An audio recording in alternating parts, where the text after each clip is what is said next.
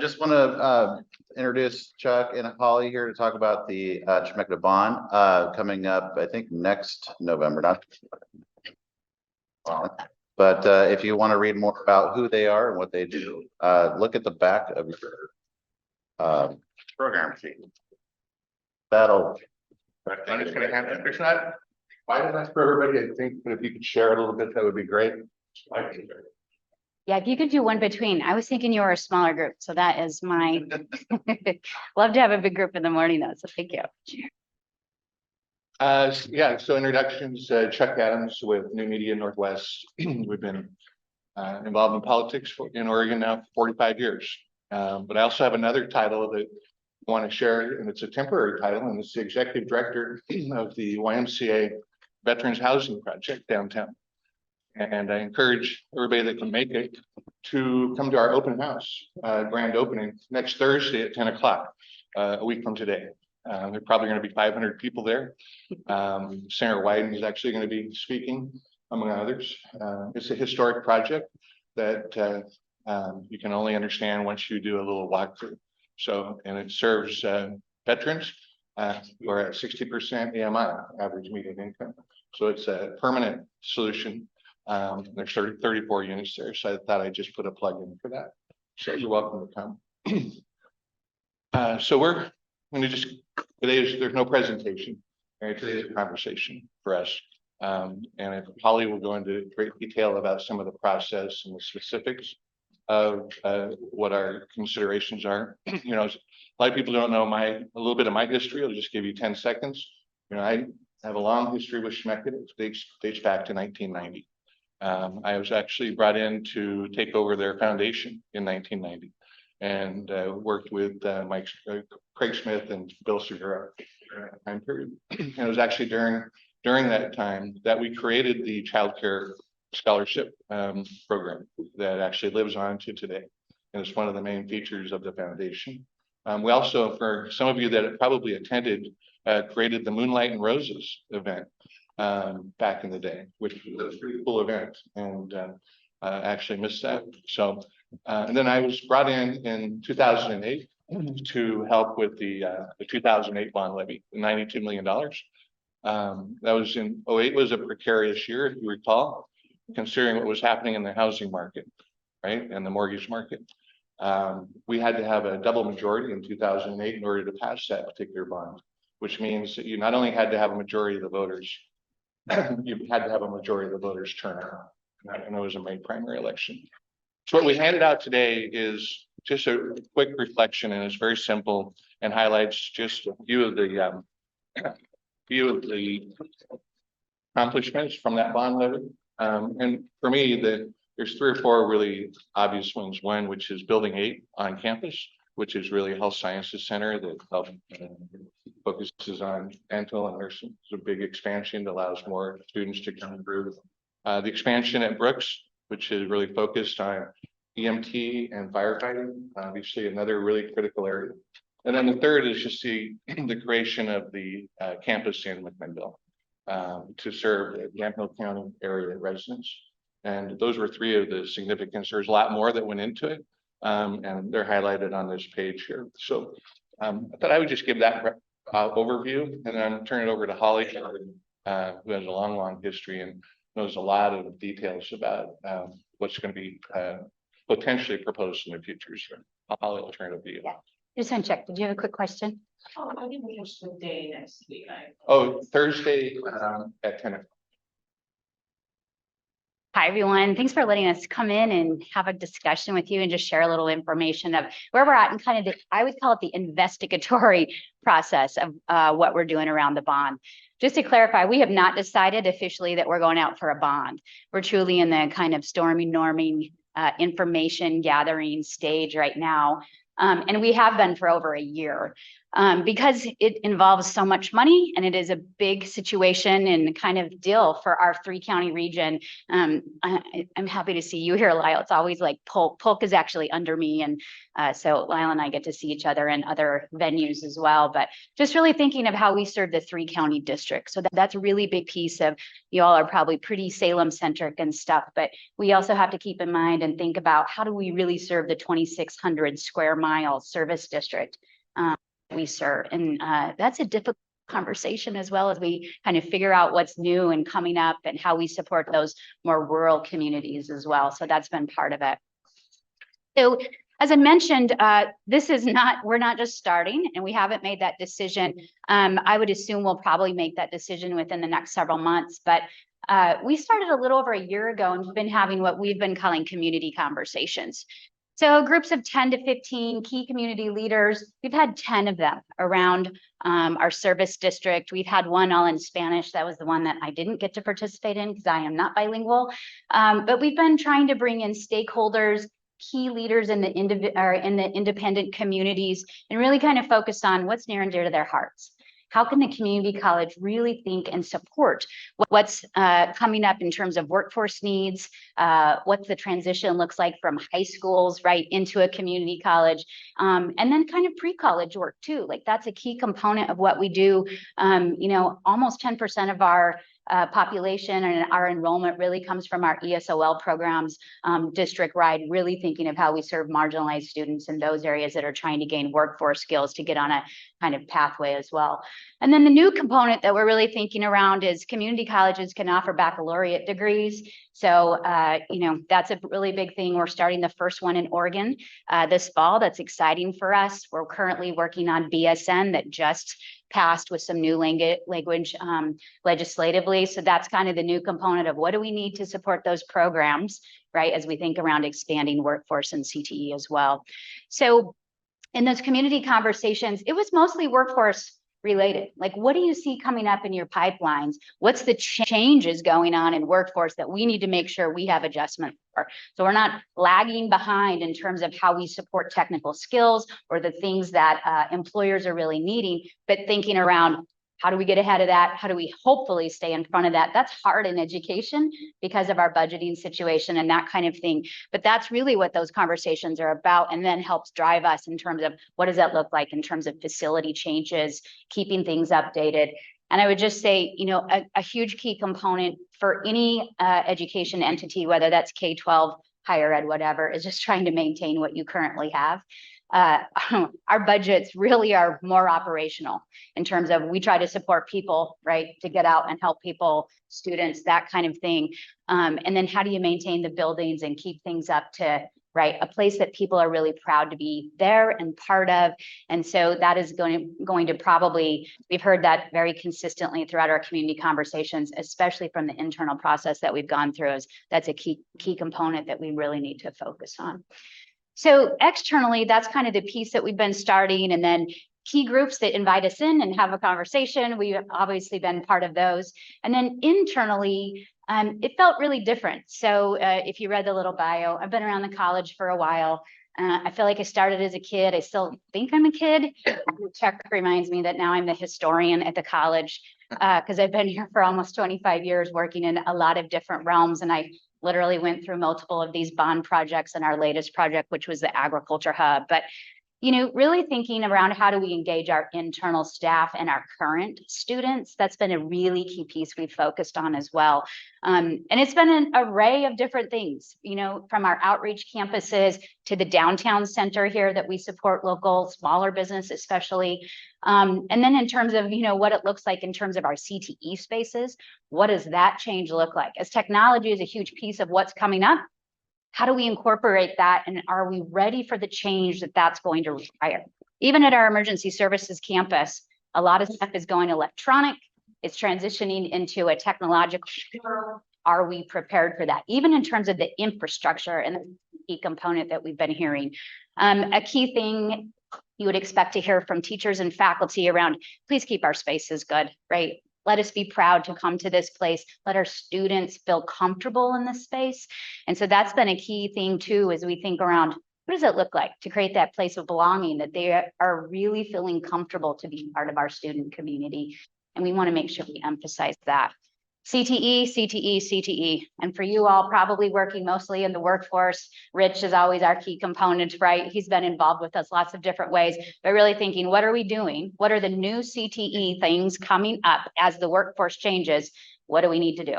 That means for us some hard conversations of what do we not need to do anymore and what do we need to add? So that's the things that we're trying to figure out. If anyone has that crystal ball, please tell me, because it's incredibly hard to figure out what's on the horizon 5 years from now and how do we adjust to that right now. But that's a huge thing in terms of the flavor of what's going on. Also really focus as we create more CTE high schools and those experiences that are finally coming back into the high schools. What do those pathways look like for those kids, and creating those key pathways, educational career pathways, and making sure we have good relationships there. So that's been a huge piece of that as well.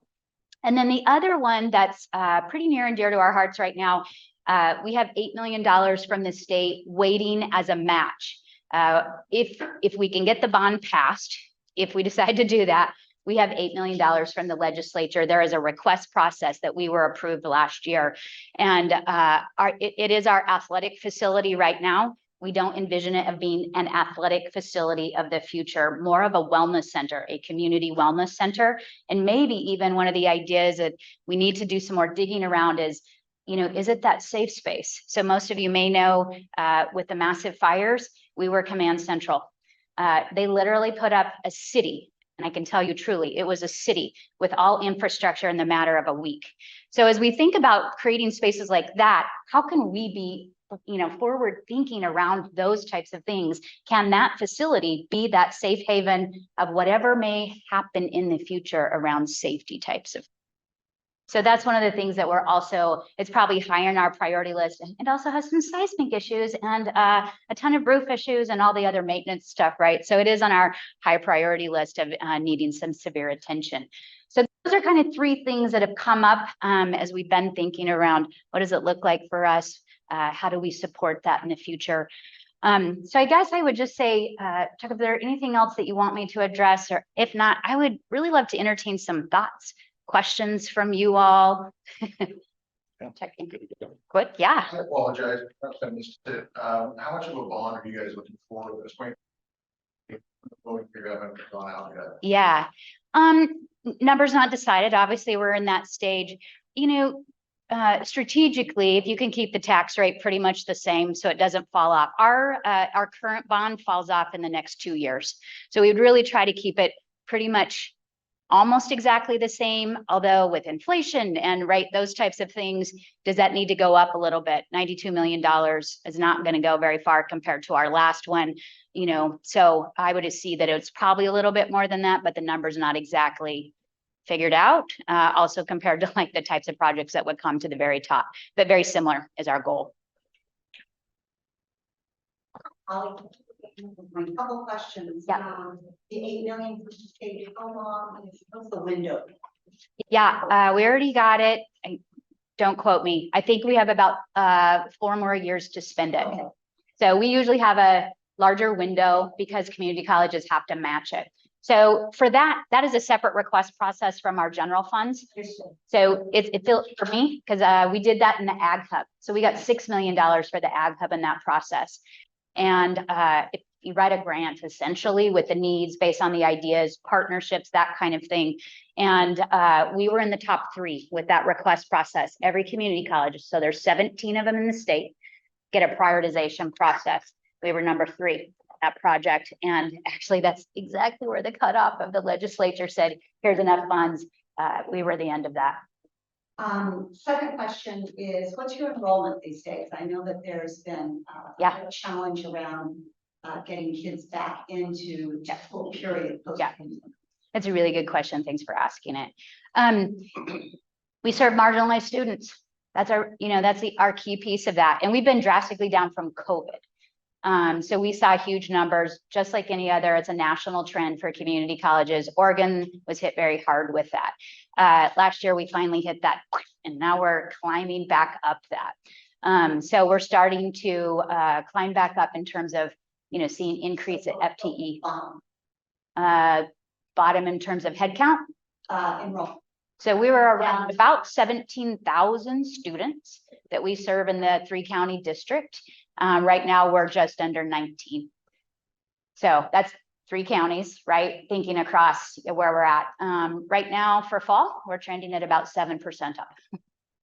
From post-pandemic. So last fall, sorry. We compare numbers because fall, winter, spring is so different. We compare fall to fall, winter to winter, spring to spring. So we're trending 7% up compared to last fall at this exact same time. Was down from, But and so compared to last 2019. last fall was almost our bottom at around 17,000 students. Now we're climbing back up. Thanks. Yep. So we saw increases every single term last year. They weren't huge, but also, right, when you look at a 7% increase of 19,000, still quite a few. Yeah. Any other questions? Hi, TJ. It's weird to think of students as customers, but they are customers. Yes. And the government is giving out money to them, the Oregon Promise. So the government will give them all the money they need to buy your product. Will this help you get more students into your campuses? Yeah. So let me clarify just a couple of things around Oregon Promise. Oregon Promise only covers tuition. So that's something to think about. There are other fees. So like CTE programs, for example, almost all have fees because they're much more expensive. We do require students to make a contribution to that. So most CTE programs, so Oregon Promise doesn't officially cover everything. There still is a commitment factor. That's not just with us. That is a typical thing in terms of how the program is set up from the state for sure. So do I think, I would hope so, right? I think that because we'll add probably additional program space, we'll be able to keep up with industry types of needs, that kind of thing. I also see that it'll help us better connect with some of our high school pathways that will increase. So for example, has everyone been to the new Ag Hub? Hopefully a bunch have done that. I was just working, Ag is under me at the college, and I was just working with the dean yesterday. As of right now, we're trending 25% up. So to have a space and to think that we opened that facility 2 years ago, the first year I would say, I wouldn't really call it open because we were in the middle of COVID. We weren't exactly open. But because of the additional partnerships and things that we're doing with the high schools, next week, we have 16 high school teachers coming to get dual credit certified, right? That start those pathways and help get them a jump start into college. I expect those are the types of things and the additional concepts that we'll be able to build off of. As for the future, if we're going to bend the health insurance costs in this community, we've got to have more healthcare workers and nurses. Yep. One of the other, so a couple of things we're looking at. Currently, right now, we're actually developing a healthcare interpreter program, Salem Health. I'd heard about the need, had a quick conversation. I was surprised to hear they have 25 full-time interpreters just on salary, and then they hire additional contracted interpreters for multiple different languages. So that's something we're in the midst of developing. There's a couple of credit-based longer-term programs that we're looking at, obviously BSN. So we're looking at building that locally on. Our hospital system here requires BSNs, the majority of them. They will, Bachelor of Science in Nursing, sorry. That's my academic language. I would assume most of you know nursing stuff. But so BSNs, because they're a magnet status hospital, they give our RN students a certain amount of time to continue their education and to get that credential. So we will be able to offer that locally here and increase those career paths for students. So my hope, and I'm working on that project right now, is that we'll be able to start that in fall of 25. But it'll take us a while to get there. We're also looking at surgical technicians. 3 years ago, we added anesthesiology technicians. We're also looking at offering physical therapy assistants. So really thinking, and those are like in the highest, if you look at the top 10 healthcare careers for 2-year degrees, those are in the highest needing programs that we currently don't offer. Do you have a ballpark figure for split between percentage going towards capital expenditures and percentage going towards expansion of services? From the bond? Yeah. We can't do expansion of services operations. None of it can go towards operations. So 100. It's all Yep. So even infrastructure costs, there's a lot of restrictions around infrastructure costs. In my brain, and of course, I'm not the facilities guys, right? They always tell me, Holly, if it's hooked to the walls, it's infrastructure. Got it. If it's all that other technical stuff that we move around, those have to go in our operational costs. Infrastructure costs are usually, right, really built-in types of things. And we can cover those with the bond, but there are no operational costs whatsoever out of a bond. That's what we have to maintain. And that's where the majority of our budget goes, obviously. That's a good one. Being a real estate guy, I often think of in context of how much real estate is sitting around.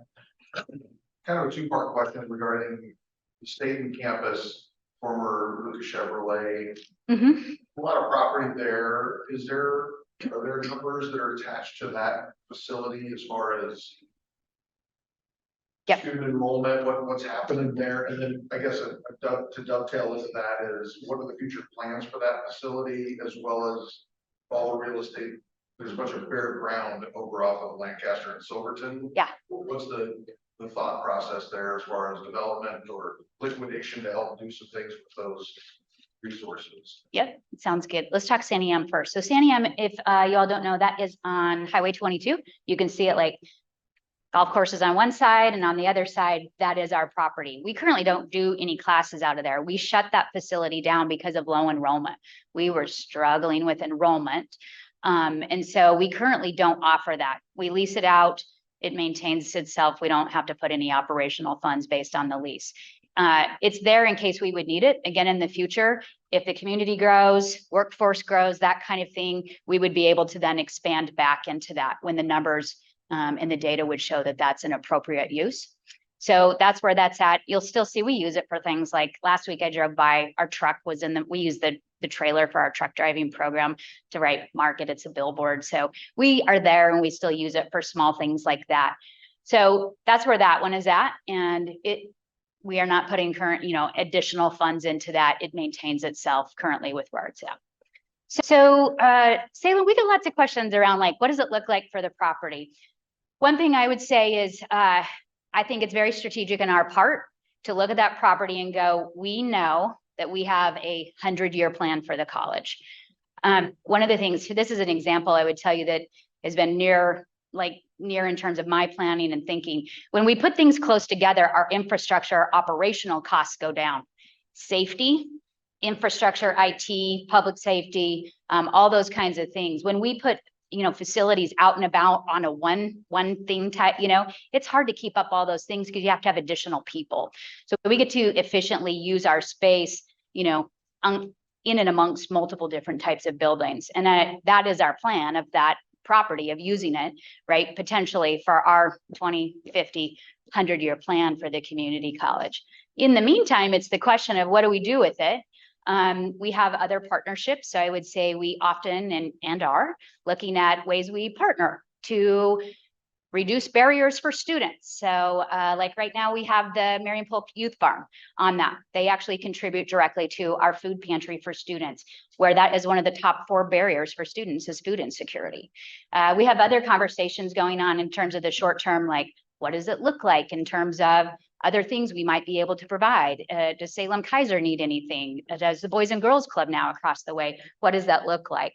And then just trying to be really cautious about anything brick and mortar, right? Puts us into is that exactly the facility we'll need later? Do we think about how we'll be able to flip that facility into what we need later in terms of, lesser cost, that kind of. So it's always part of our thinking. Obviously, we just use part of that property to build the agriculture hub and the fields and the research labs that go along with that. So those are things, other things that are in the midst and potentially could be in the bond is turf field to support our own programs. So we added soccer. That was our last programs that we added. So could we add turf field out there? Would that be, and it would probably be used nonstop. We get requests all the time because there are not enough soccer fields and stuff around. So is that another way that our community, our kids, right, could come be on the college campus and truly be part of the centric kind of community that we're trying to create. So it is always the hard question, right? It feels like, a lot of open space, but it is part of our long-term planning and that we want to keep things centric into because it provides more efficient operational costs. Good questions. My son would like to see the baseball field and turf. Okay, so we'll add soccer, baseball, softball. What else? Yeah, good question. So talk a little bit about the partnership with the schools and getting like high schools specifically and offering continuing education or college credits while they're also earning credits at school. Yeah. Large program for us. So we call it College Credit Now. It's called a bunch of different things across the state. The Chemeketa flavor is College Credit Now. So what happens is high school teachers meet the college instructor requirements, and our faculty work with them to align curriculum, make sure things are the same, keeping the same standards. We have to do that for our own accreditation. And then we allow high school teachers to teach those classes and we give them college credit. So annually, we have been over, so if we wouldn't have, and we don't take in tuition costs for that, right? The fee is extremely small. It's one time a year, most of the time, because, right, school districts find that investment huge. They actually pay it for the kid. It's $50, by the way, $50.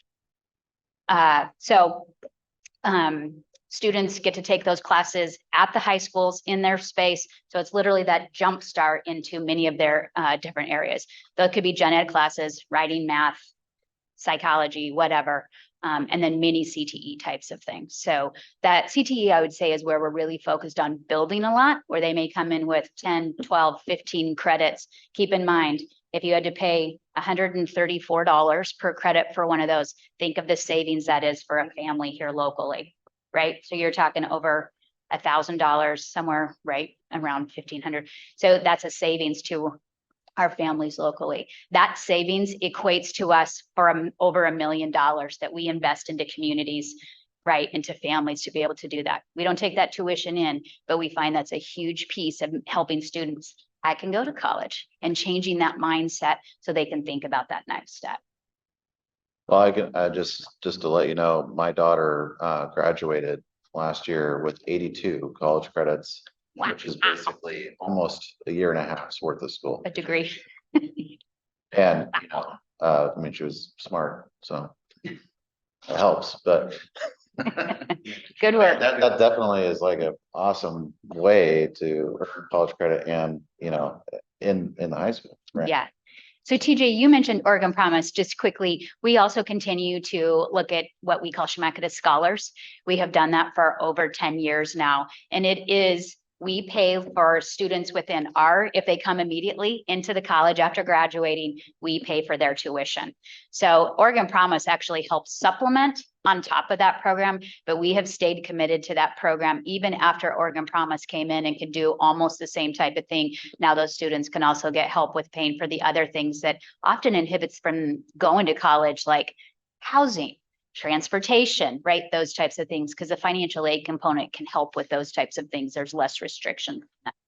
So that's a huge piece that we've also given back to the community. And we find it's a huge value for students, and just being able to say, I have that opportunity, even if my family doesn't have the means to come to college, it can be real for me.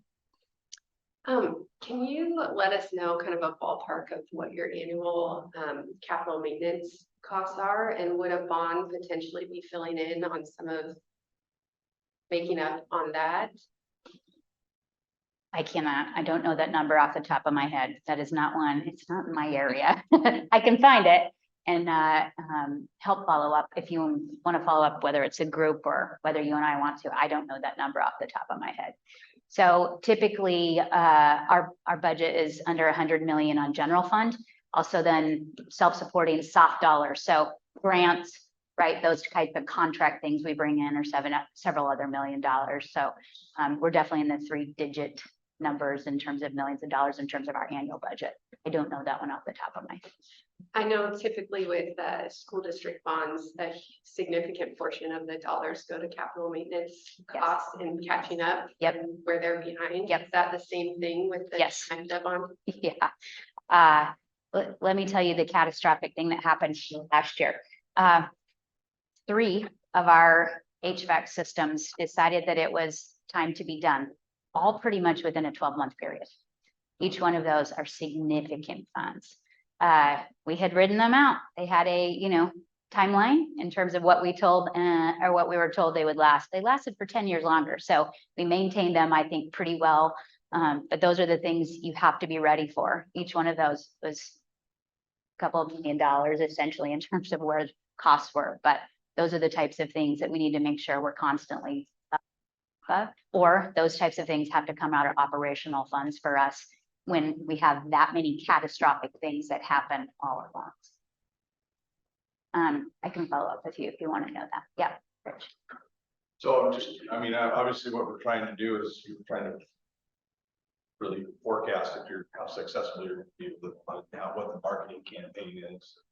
So I love the idea if you build it, they will come. I think that just from my perspective, I've seen an exodus of quality people outside of our area. They leave, got a reduction of available people to work. So the challenge in my business would be that, I would look to the college to reverse that or have some numbers to say that we believe if we do these things, we're going to encourage this kind of population and to stay and work in the area. And that would be a supply chain then for me. I've just had too many people that just uproot leave. They say, we're out of here, for whatever reason. But I think that we need an ROI on college. And in the business community, that's what I'm looking for, is that there's an outcome, more sustainable people that are going to stay here, be here, and then have an opportunity to hire. So I just more of a comment, I guess. It's perfect though. I think as we go into that, like what is the economic value of the investment and the ROI? Absolutely. I agree with that. I think the culture is changing in terms of education. For example, I have 4 kids that are in bloodshed, which is, supposedly a college preparatory school. I don't advocate to either of them college. I'm not saying one of them. All you have to do to be successful and make about $100,000 a year, even at my small little business, show to work on time, have a good attitude, and do a good job. That's all you have to do. You don't need a 2-year degree. You don't need a BSN to make really good money and be successful in life.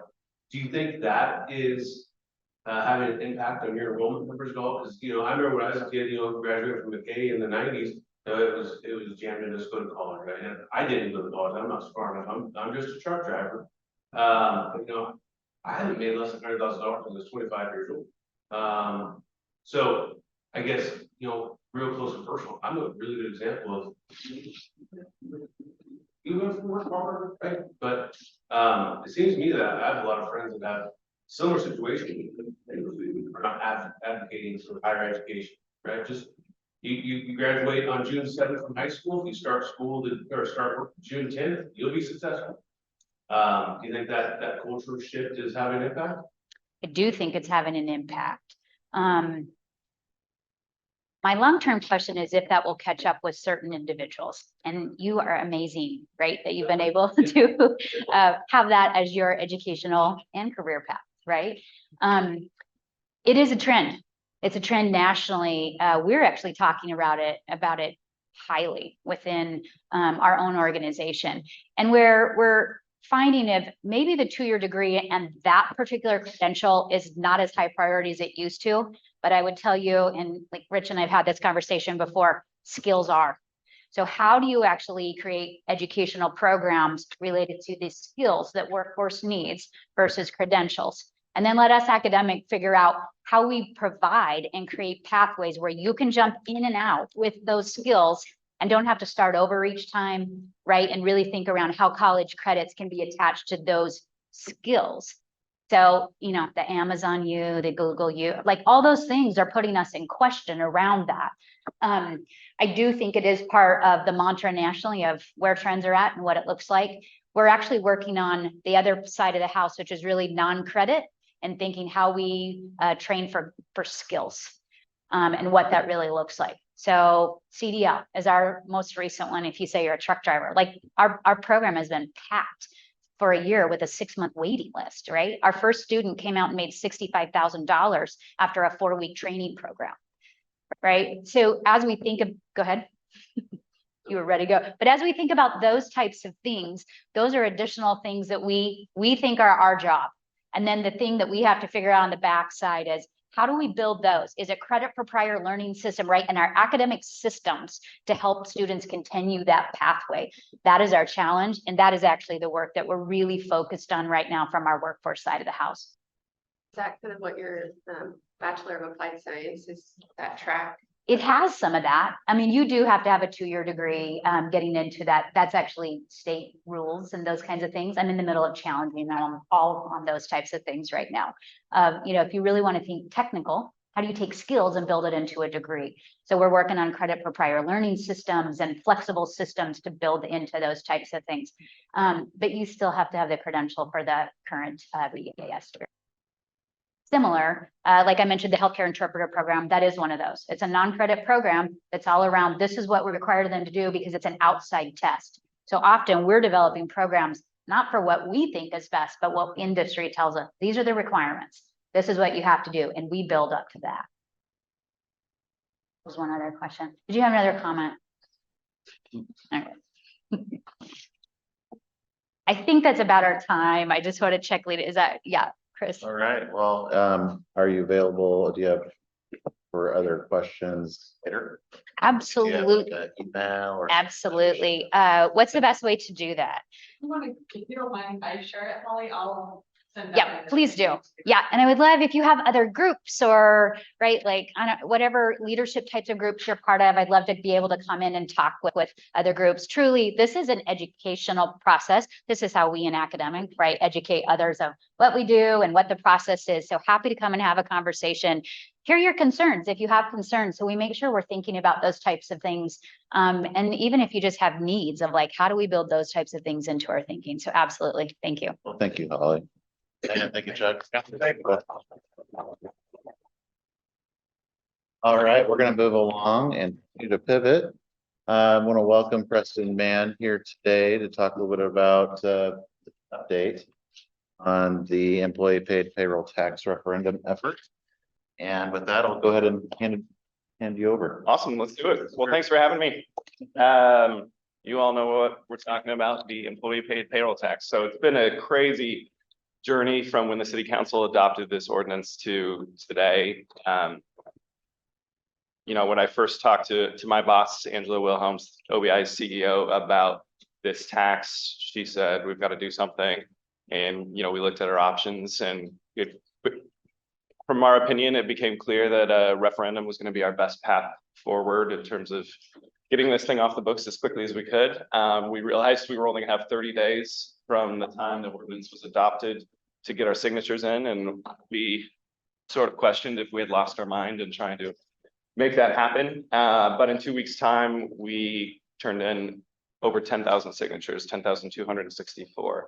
The response from this community, unlike anything I've ever seen in 10 years in politics. I mean, the way people came together immediately to ask their neighbors signatures, to raise questions, to let people who live in, maybe work here, but live in other places, reaching out to people that they know in the Salem community. It was just incredible. So our work is not done. We're going to continue collecting signatures over the course of the next week up until the August 9th deadline, or until the county clerks tell us that they've verified enough signatures. The clerks have not started that work quite yet. The city is still looking at petitions, so it's a two-step process.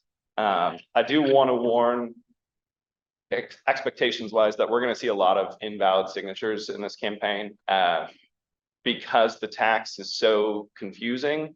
It's even more confusing for people as they try to figure out who can sign it. You all are probably pretty well aware that there's a lot of Salem that we would traditionally think of being in the city.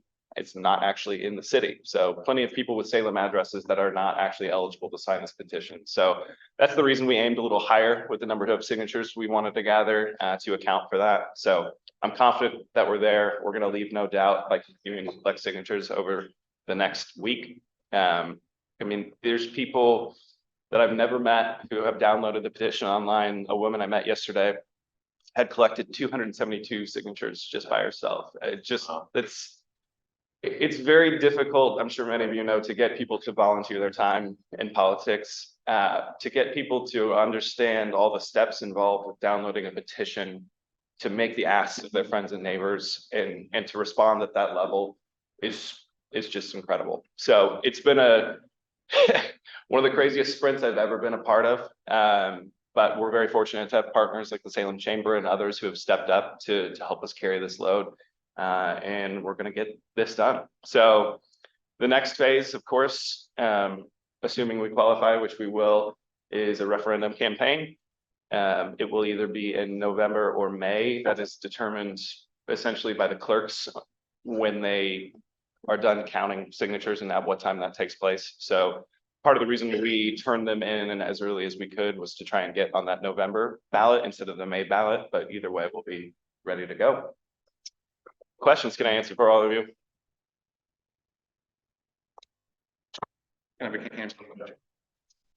You know, we're going to take the next couple of weeks to sort of regroup. I think you could run a pretty aggressive statewide campaign, or citywide,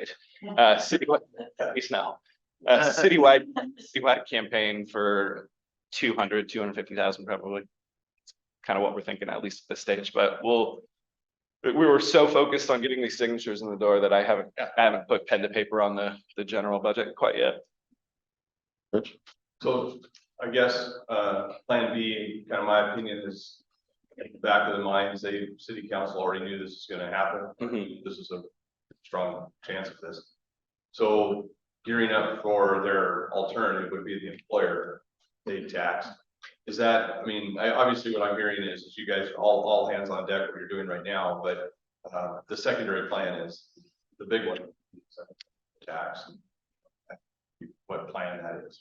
Yeah, certainly we're concerned about that as well. And you know, we had heard from folks that was sort of in their back pocket if we pursued this, but we just were in a position where we're not going to accept one tax just because we're scared of the next one. And I think many of you share that same perspective. So I think there's problems if they try to pursue that tax. It doesn't get after the mayor's goal of going after the state's impact on the city. I think the rate on a tax like that would have to be pretty massive, considering the fact that they're not tapping those state employees anymore. And if they decide to go that route, we'll be ready. I can't make any commitments on that today, obviously, but you know, we'll be ready. And I think we've proven to them pretty quickly that we've got the organizational capacity to respond to any emerging threats like that. This is pretty easy to get people to sign on to because it affects them personally, whereas they go after the employers. A lot of people would sign this petition, get a lot less interested because you know it's the employers and they get all kinds of money. And as I think about it, it would almost be more strategic in my mind to be on the May ballot. So you know, they have to spend more time in limbo before they actually start down this other path. Yeah, we've gone back and forth on that a little bit. Ultimately, it's up to the county clerks. We're sort of at their mercy anyway. So, you know, I do think you're right that it is easier to get signatures when it's coming out of people's pocketbooks themselves. But the response we saw from just talking with folks in the community, I think there's a sense that this city needs a little bit of a reality check leadership wise. And while they may not be quite as fired up about an employer paid tax, I think should we have to go down that road, I think they'll be responsive there as well. Okay, last crazy thing I want to add is I don't know if it's possible, but in tandem with this, I would love to see some sort of measure that would force the city council to fully fund safety before they did anything else, because they're always holding us hostage with the safety measure, and of course, they've got plenty of money to provide, to fund the safety elements of government. But it's of course, all the other things that they really want to pay for, that they're taxing us for. I don't know if something like that will be possible, but you know, we're in a particular time when we have people's attention and they're listening in a way that typically they don't. Yeah, I think that's a conversation I would encourage you to continue having with city leadership. You know, it's always tough with government to get them to commit to funding something specific.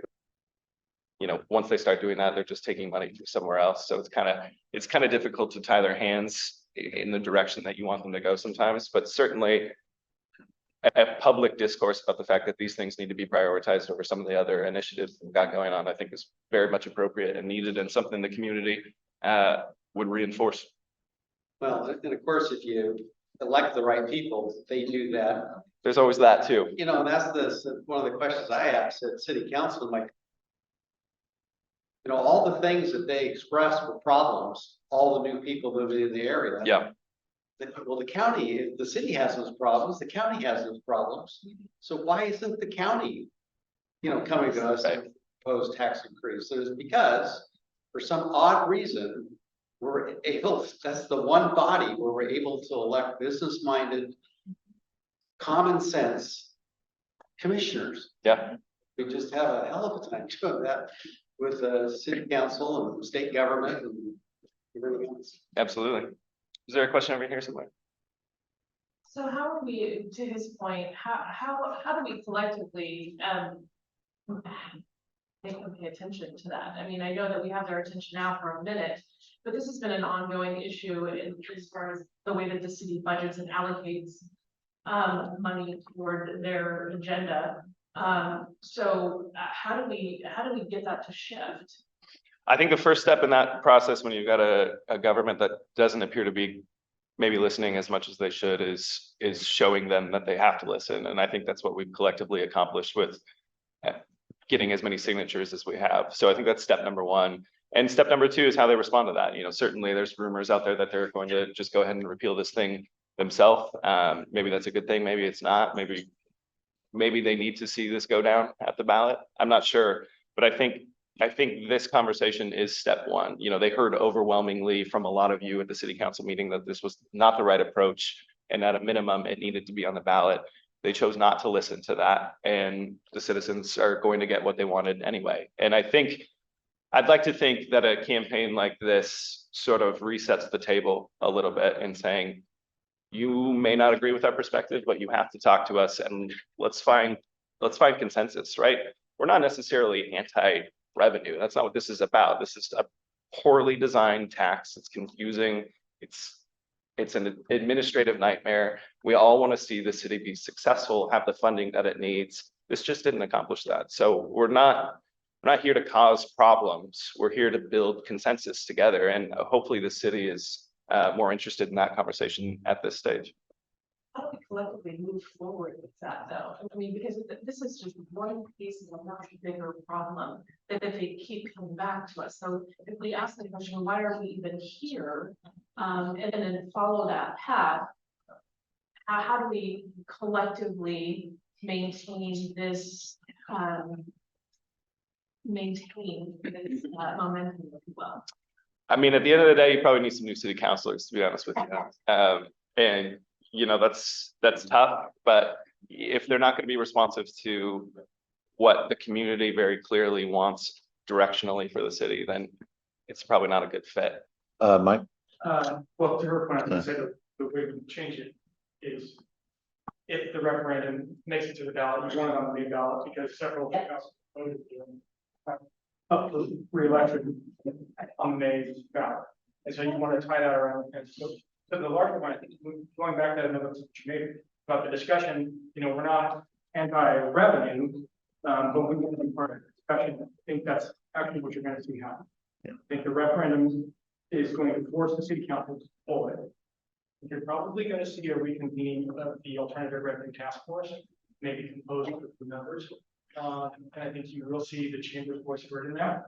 And something will come out of that. But will include the business perspective.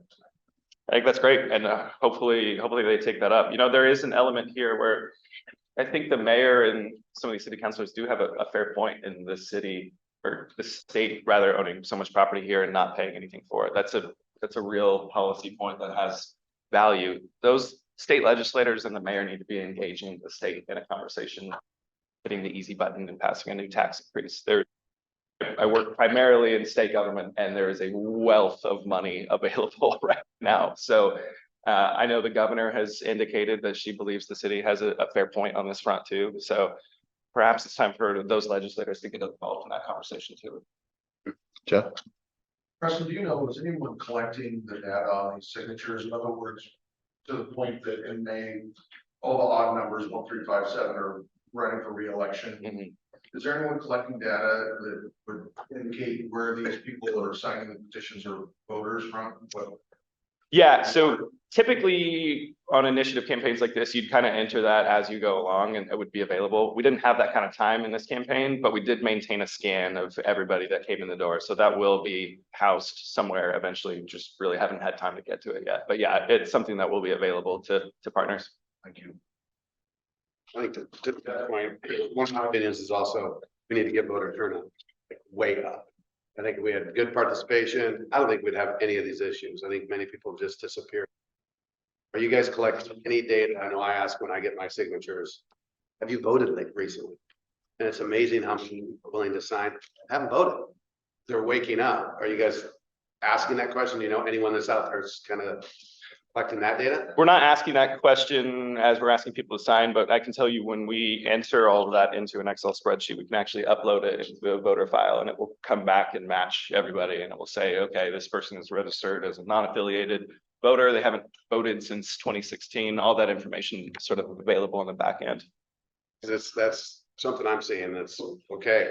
You haven't voted in a while, but now you're waking up. Yeah, that'll be really curious information to see for sure. So the difference between May or a November election this year and a May election next year is in November of this year, you're likely to have about a 20% voter turnout. It'll be excruciatingly low. So that's good news, bad news. The good news is you have you know who that universe is. It's less expensive to communicate to them. And then the second thing that's next May is probably a 60%, 55, 60% turnout. Because it will be a presidential variety of candidates on the ballot. But I would just make one other comment, because this comes up and has come up over the years. In order to win, right? You have to have an infrastructure in this town to win. And TJ and I have been involved in a lot of different efforts. It doesn't just happen. It's expensive. You have to have, you know, the proper candidate recruitment, because you win when you have great candidates, right? And then 2, you have to have the support system to be able to support those candidates. And today there's really nothing. I mean, the realtors, the home builders, the chamber, you guys have been the only ones that have really been at the table. There's been a couple of other key investors in the community who step up, but there's not an infrastructure. And I work in other communities where there's an infrastructure. They invest money in planning and preparation and understanding the data, doing the candidate recruitment, because it works that way to win. The way we're doing it now, you can expect the same result for a long time. And the last thing is that a lot of these ward districts, if you look at them demographically and politically, you know, they lean heavily left. You know, they're just not easy districts to win. The North, Jose Gonzalez, who's business friendly, right? That district is like 2, 3 to 1 Democrat. It's never going to be a Republican district. But thankfully, we have a guy who is somewhat business friendly, right? Who is favorable. But yeah, it's very strategic, and these districts in the city are incredibly hard to win. So it's just a fact of the demographics. Have alluded to this ordinance possibly getting pulled by council. What, TJ, maybe you can speak to this. What is the parliamentary rule? Does council have to motion that? How does that work to get if they decide to pull it? Feel free to. Joey makes a motion and we repeal it. That's it. Yeah. Mm-hmm. Yeah, the city of Eugene recently did something similar with the natural gas ban down there, so it'd be kind of interesting to have two city councils do that in such a short amount of time, but maybe And they'll are start you listening to people at some point. Anything from the city attorney or from the county clerk on the counting process? Like, I know, I mean, are you getting an indication as how they get ahead in November? Is there gonna be a strategic move to push it? We have heard very little from them on that, but I will say the city staff has honestly been incredible to work with. They're fantastic, and the city attorney, the recorder's office has been as helpful as they can be. You know, they haven't dealt with this process at any point that they can remember, so they're sort of learning it on the fly. They were staffed up and prepared for us to turn in signatures. We had communicated to them approximately when we were going to show up with them, so I should get a better idea today from them on where they're at with that process. They can't deliver them to the county clerk until they've verified that there are enough signatures. Obviously, you can look at the staff through their process and make sure all the forms are correct and all that sort of stuff. So they'll do that. They'll send it over to the clerk's office. The clerk's office is a little bit more of a wild card for us. They're a little bit more of a wild card, but hopefully they will prioritize this work. Certainly they can see it coming, right? So. There's a strict timeline that's statutory. Yeah. So once it's finally certified, that's when the clock starts. And then the next election will fall based on that timeline. So it's statutory. It's not they can't just decide what they want to do. Yeah, the only manipulation it's sort of subject to is when they verify those signatures. He's right, there's a calendar, and if they verify them by August 9th, our understanding is it will be on the November ballot. If they verify them after August 9th, it will go to May. Barring some sort of action by the city council to move it at their discretion, which they could potentially do. Or just end this conversation now. Have petition sheet, if you're a registered voter in the city of Salem, you haven't had enough to sign it. Please do. Question just about the city of Salem, because I've heard that in Salem, not in the city, I moved to Salem in the last 2 years, so where do you find out what the actual city lines are? There's a tool on the city's website where you can look up specific addresses and sort of view the map. But it is confusing. I think the example I've used for the most is the Center Street Target is actually not in the city limits. There's property in that same parking lot that is in the city limits, but good luck trying to figure out why Target is in Salem. Nobody would think that, right? And there's examples of that, particularly on the east side of the community, but all over the community in general. Any other questions? Anybody online that has questions?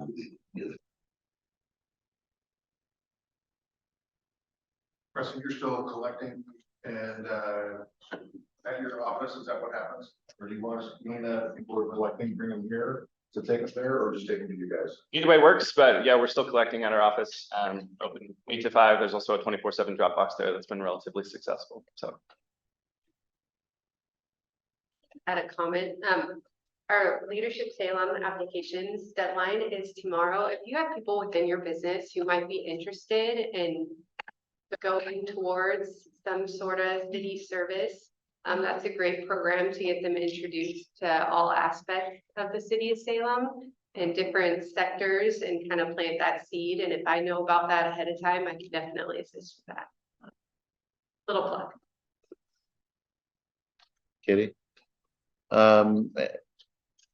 Regrettably, Christina. it appears as though our BOLI commissioner is unable to join us via Zoom this morning. I am terribly sorry. We had an overabundance of communication, and truthfully, I have no idea what happened. I think she has a very valid reason. I'm sure she's really busy right now. So guess what? You guys get an extra half an hour to enjoy the sunshine on this beautiful August day. And with that, I will go ahead and excuse you. And thank you, Preston and Chuck, for being here. And Holly, appreciate you guys taking time out of your day. And with that, make it a great one.